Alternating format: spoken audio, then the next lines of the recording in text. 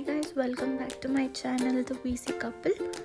So ಇವತ್ತು ನಾವು ಶಾವಿಗೆ ಉಪ್ಪಿಟ್ಟು ಹೆಂಗೆ ಮಾಡೋದು ಅಂತ ನೋಡೋಣ. ಸೊ ಇವಾಗ ಶಾವಿಗೆ ಉಪ್ಪಿಟ್ಟಿಗೆ ಏನೇನು ಬೇಕು, ಏನೇನು ಸಾಮಗ್ರಿಗಳು ಬೇಕು ಅಂತ ನೋಡ್ಕೊಳ್ಳೋಣ. ಸೊ 3 ಇಂದ 4 ಹಸಿಮೆಣ್ಸಿನ್ಕಾಯಿ, ಸಣ್ಣದಾಗಿ ಹಚ್ಚಿರೋ ಈರುಳ್ಳಿ,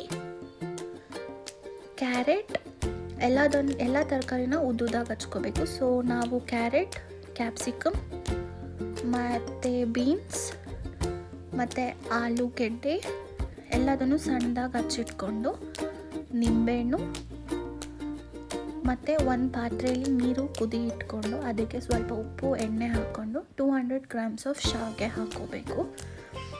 ಸೊ ಅದು 1-2 minutes ಅಷ್ಟೇ ಬಾಯ್ಲ್ ಮಾಡಬೇಕು ಮತ್ತು ಕಂಪ್ಲೀಟಾಗಿ ನಾವು ಈ ಶಾವಿಗೆನ ಸ್ಟ್ರೈನ್ ಮಾಡ್ಕೋಬೇಕು. ಸೊ ಸ್ಟ್ರೈನ್ ಆದಮೇಲೆ ನಮಗೆ ಬೇಕಾದರೆ ಸಾಸಿವೆ, ಜೀರಿಗೆ, ಕಡಲೆಬೇಳೆ ಅದನ್ನು ಎಣ್ಣೆ ಬಾಣಲೆಗೆ ಹಾಕ್ಕೊಂಡು ಸ್ವಲ್ಪ ಕರ್ಬೇವಿನ ಸೊಪ್ಪು ಹಾಕ್ಕೋಬೇಕು.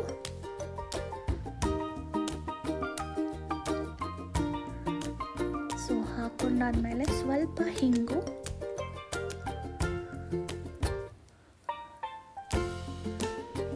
ಹಾಕ್ಕೊಂಡು ಸ್ವಲ್ಪ ಎಲ್ಲದನ್ನು ಚೆನ್ನಾಗಿ ಫ್ರೈ ಮಾಡ್ಕೋಬೇಕು. ಸೊ ಅದಾದಮೇಲೆ ನಾವು ಹಸಿಮೆಣ್ಸಿನ್ಕಾಯಿ ಹಾಕ್ಕೊತಾ ಇದ್ದೀವಿ ಇವಾಗ. ಸೊ ಹಸಿಮೆಣ್ಸಿನ್ಕಾಯಿ ಆದಮೇಲೆ ನಾವು ಇದನ್ನು ಚೆನ್ನಾಗಿ ಸ್ವಲ್ಪ ಫ್ರೈ ಮಾಡ್ಕೋಬೇಕು, ಅಂದರೆ ಎಲ್ಲ ಅದ್ರದ್ದು ಖಾರ ಎಲ್ಲ ಬಿಟ್ಕೊಳ್ಳೋವರೆಗೂ. ಸೊ ಇದು ಚೆನ್ನಾಗಿ ಖಾರ ಎಲ್ಲ ಬಿಟ್ಕೊಂಡು ಆದಮೇಲೆ ನಾವು ಆನಿಯನ್ನ ಆ್ಯಡ್ ಮಾಡ್ಕೋಬೇಕು. ಸೊ ಇದಕ್ಕೆ ನಾವು ಆವಾಗಲೇ ಸಣ್ಣದಾಗಿ ಹಚ್ಚಿಟ್ಕೊಂಡಿದ್ದ ಈರುಳ್ಳಿನ ಸೇರಿಸ್ಕೊತಾ ಇದ್ದೀವಿ. ಸೊ ಇವಾಗ ಈರುಳ್ಳಿನ ಹಾಕೊಂಡ್ಮೇಲೆ ಈರುಳ್ಳಿ ಕಂಪ್ಲೀಟಾಗಿ ಗೋಲ್ಡನ್ ಬ್ರೌನ್ ಥರ ಫ್ರೈ ಆಗಬೇಕು. ಇದಕ್ಕೆ ನಾವು ಹಚ್ಕೊಂಡಿರೋ ಕ್ಯಾರೆಟ್ ಹಾಕ್ಕೊಂಡು, ಪೊಟ್ಯಾಟೊ ಮತ್ತು ಬೀನ್ಸ್ ಎಲ್ಲ ತರಕಾರಿಗಳನ್ನೂ ಹಾಕ್ಕೊಂಡು 1-2 minutes ಸ್ಲೈಟಾಗಿ ಫ್ರೈ ಮಾಡ್ಕೋಬೇಕು. ಸೊ ಇವಾಗ ಇದನ್ನು ಚೆನ್ನಾಗಿ ಫ್ರೈ ಮಾಡ್ಕೊಳ್ಳಿ.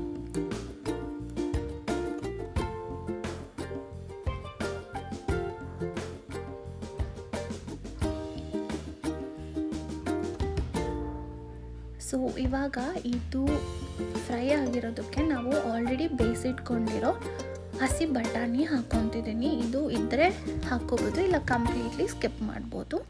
ಸೊ ಬಟಾಣಿ ಹಾಕ್ಕೊಂಡು ಸಹ ನಾವು ಚೆನ್ನಾಗಿ ಫ್ರೈ ಮಾಡ್ಕೋಬೇಕು, ಲೈಕ್ 5 to 10 minutes. ಈಗ ಫ್ರೈ ಮಾಡ್ಕೊಂಡಿರೋದಕ್ಕೆ ರುಚಿಗೆ ತಕ್ಕಷ್ಟು ಉಪ್ಪು ಹಾಕ್ಕೊಂಡು ಮತ್ತು ಸ್ವಲ್ಪ ಫ್ರೈ ಮಾಡಿ. ಸೊ ದ್ಯಾಟ್ ವೆಜಿಟೇಬಲ್ಸ್ ಎಲ್ಲ ಸಾಫ್ಟ್ ಆ್ಯಂಡ್ ಕ್ರಂಚಿ ಆಗಿರಬೇಕು. ಸೊ ಓವರ್ ಕುಕ್ ಮಾಡಬಾರ್ದು, it's only soft and crunchy. So ಲಾಸ್ಟಲ್ಲಿ ನಾನು ಕ್ಯಾಪ್ಸಿಕಮ್ ಆ್ಯಡ್ ಮಾಡ್ಕೊತಿದ್ದೀನಿ. ಸೊ ಎಲ್ಲ ಚೆನ್ನಾಗಿ ಫ್ರೈ ಆದಮೇಲೆ ಇದಕ್ಕೆ ಸ್ವಲ್ಪ ಅರಿಶಿನ ಹಾಕ್ಕೊಂಡು ಮತ್ತು ಫ್ರೈ ಮಾಡಿ.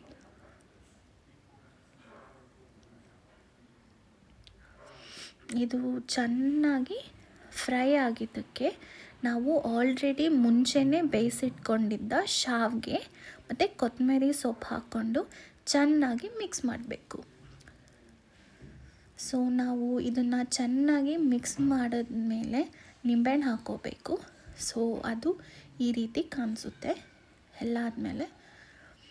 ಸೊ ಈ ಥರ ಮಿಕ್ಸ್ ಆದಮೇಲೆ ನಾವು ಇದಕ್ಕೆ ಸ್ವಲ್ಪ ನಿಂಬೆ ಹುಳಿ ಹಾಕ್ಕೊಂಡು, ನಮಗೆ ಎಷ್ಟು ಬೇಕಷ್ಟು ಹಾಕ್ಕೊಂಡು ಚೆನ್ನಾಗಿ ಫ್ರೈ ಮಾಡಬೇಕು.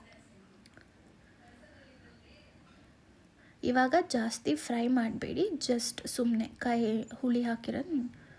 ಸೊ ಇದು ನಮ್ಮ ಶಾವಿಗೆ ಚಟ್ನಿ ಜೊತೆ ಸೇವಿಸಲು ಸಿದ್ಧ.